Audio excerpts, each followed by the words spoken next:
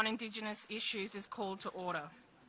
Distinguished members of the Forum, distinguished observers, friends, ladies and gentlemen. This afternoon we shall consider Agenda Item 4, half-day discussion on the Pacific region. We will begin with the panel discussion, after which we will begin listening to the speakers that are inscribed on the list under Item 4. I would like to extend a warm welcome to the distinguished members of the panel, namely Ms. Valmaine Toki, expert member of the Permanent Forum from New Zealand, His Excellency Ambassador Odo Tevi, Permanent Representative of Vanuatu, Ms. Hai Yuen Tuolima, Indigenous Fellow of the World Intellectual Property Organisation, and Ms. Avia Koizen, who will speak on behalf of the Pacific Caucus. I will now give the floor to the members of the panel. In order to make the best use of the time available to us, I invite the panel members to limit their statements to not more than 7 minutes. We will first have a statement by Ms. Valmaine Toki.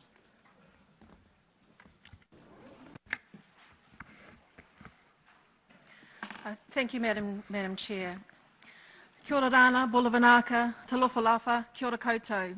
Indigenous brothers and sisters, member states and UN agencies. The Pacific is a diverse and rich area with its own set of challenges, and I think it's appropriate that after yesterday's inclement weather we now have some Pacific sunshine for our panel this afternoon.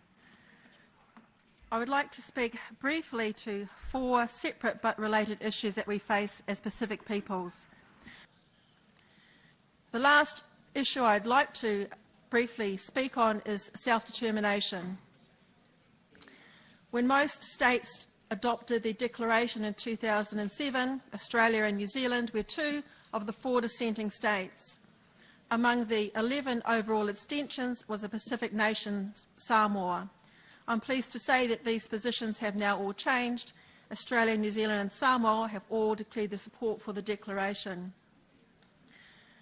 Among the 34 non-voting states, 10, so a large percentage of those, were Pacific nations: Fiji, Kiribati, the Marshall Islands, Nauru, Palau, Papua New Guinea, Solomon Islands, Tonga, Tuvalu and Vanuatu.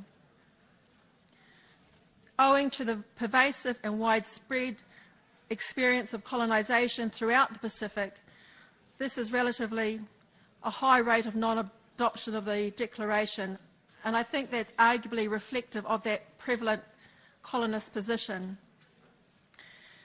In light of this, I'd like to draw your attention to some comments made by Secretary-General Ban Ki-moon during the 2013 substantive session of the Special Committee on Decolonisation.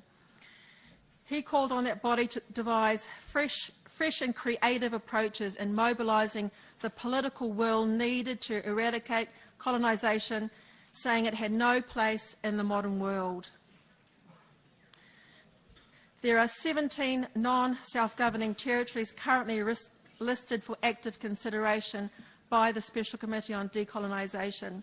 5 of these are located in the Pacific: American Samoa, Guam, New Caledonia, Tokelau and the French Polynesia. Pacific islands not on the list but seeking consideration include Hawaii. There are also independence movements in West Papua, a province in Indonesia. Hawaii was previously featured on the list but removed after a referendum in 1959.